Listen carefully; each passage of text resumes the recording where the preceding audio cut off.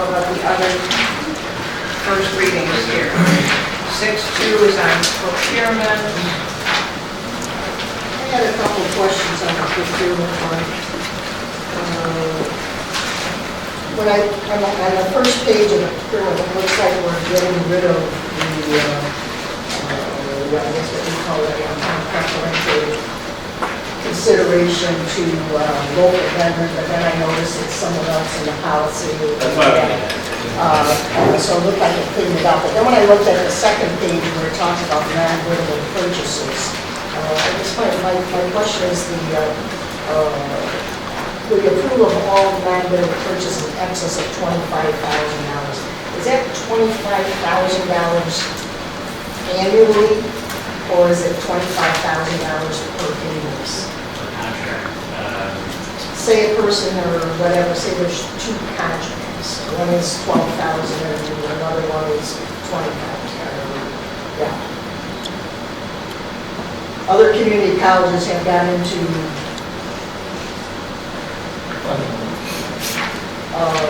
not a very good place because they started bundling different things. And I guess I want to make sure that that doesn't happen. Would it be appropriate to add the word annually after the $25,000? So if anything is in excess of $25,000 to a particular. But I like what you said, by contract, in our vernacular, what Michelle watches for dogwood is good stringing. That's how that's what that individuals will do a $10,000 order and then $12,000 later, next thing you know, so $25,000, it's all with the same vendor. That's what you want to avoid. So Yeah, and in addition to also people, like we're hiring a consultant and we're paying $5,000 a month for a consultant. Well, that's going to be over the $25,000 for the year, but it's not going to be, if it's on a monthly basis, it won't be over that dollar amount. So I guess I would hope we don't get ourselves in a place where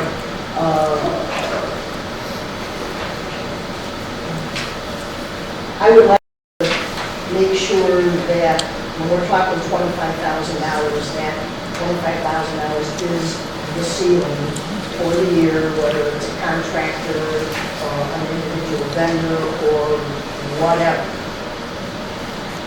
Does that make, am I making myself? yeah, the only thing off the top of my head that may be problematic is that construction contracts typically wouldn't take more than a year.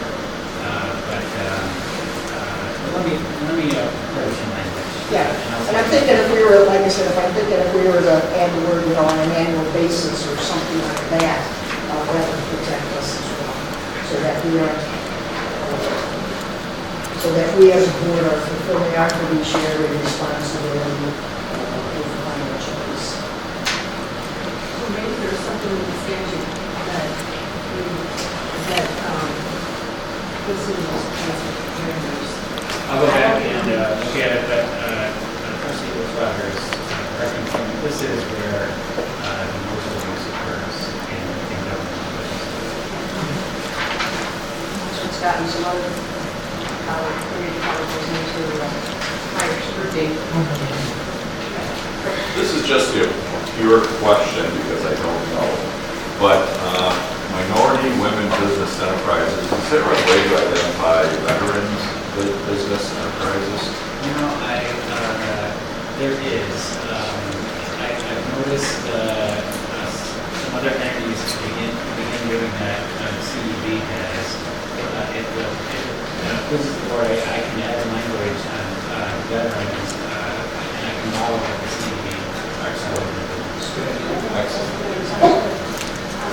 And this is just, I can just read, but when you took out in this 01.1, you took out this part about the preferences for local businesses. It kind of surprised me then when I went on to read further, because then when it got to 01.2, it talked about preference to firms to district. And 1.3, it again talks about preference to firms within the boundaries of the college district. And I was like, well, why did you take it out of point 1 when you left it in point 2 and point 3? So we'll just kind of look at this again and try and get them all. I can answer that now. On the first one, you cited, you were in the board at the time, but we looked at tie bids. And it's a little unusual, language, but it will give us the authority to consider that, not being required of it.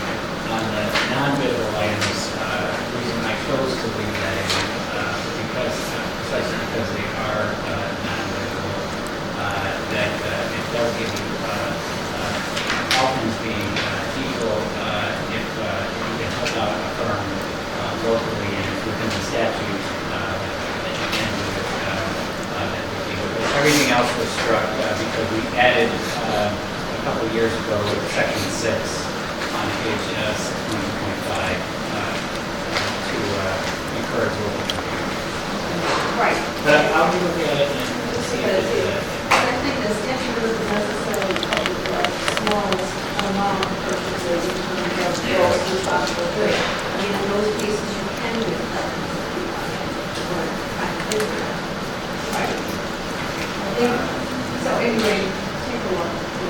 yeah. I think that's true. I think that you really have to worry about that when you have to worry about the lowest responsible good when you're trying to dollar. And what we try to do internally is collect all of the local vendors' information and have that available for staff as they're doing any reports. But we'll check again on whether we can require under the $5,000. But we can look at it. You can look at, you can do local housing as long as it's not something big. There you go, Madam. There you go. David, when I was making my comments about adding something like on an annual basis, I would think that would apply to professional services. Take a look. Anything more on 6.2? 6.3, payment and invoice approvals. Well, just, it is a daunting task, and I was gonna like a suggestion for some language. In the second paragraph where you say all invoices shall be individually examined and approved by the comptroller or his designee, I would like you to add before submission to the trustees. Well, then let me add mine on before we get too far down the road. In the first paragraph where it says invoices for payment recommended by the controller, I would feel more comfortable if that's at the vice president for administrative affairs. Our relationship, and nothing against you, and our relationship is with more of the executive staff, and I like to have a person that's within our reach to be identified as That's always a good thing. That's always good. So that could be the or his designee. Yeah, but he can designate Andy to do this Sure. stuff, but from a policy perspective, I think the vice president represent that. It's good, it's good. It's a good point. And you changed it from vice president of to vice president for, in the policy right before this, so we'll really change it to vice president for. Consistent. I don't know, I think sometimes he's up and sometimes he's for, but we'll get that decision. Policy 6.4, disposal of worthless non-clean equipment and inspection matters.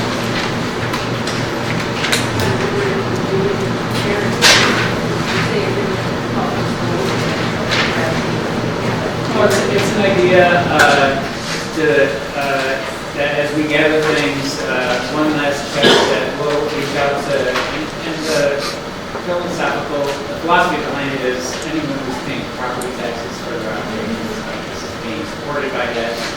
I've done this before, 99% of the time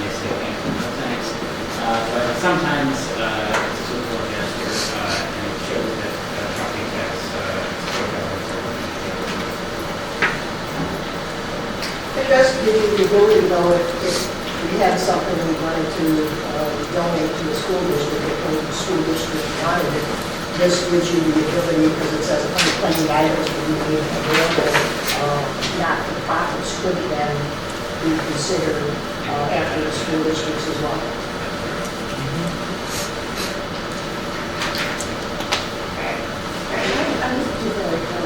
How is this done? I mean, we're telling, the policy is saying that it was done.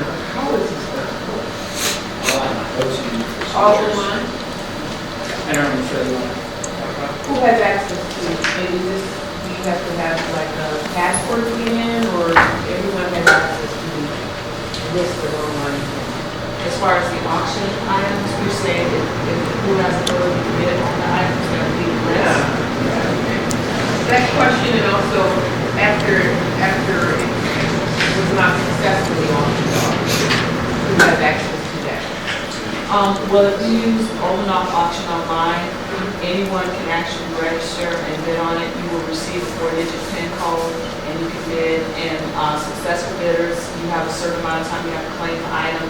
If for some reason it does not successfully sell, open off will more than likely dispose of it for us at no cost.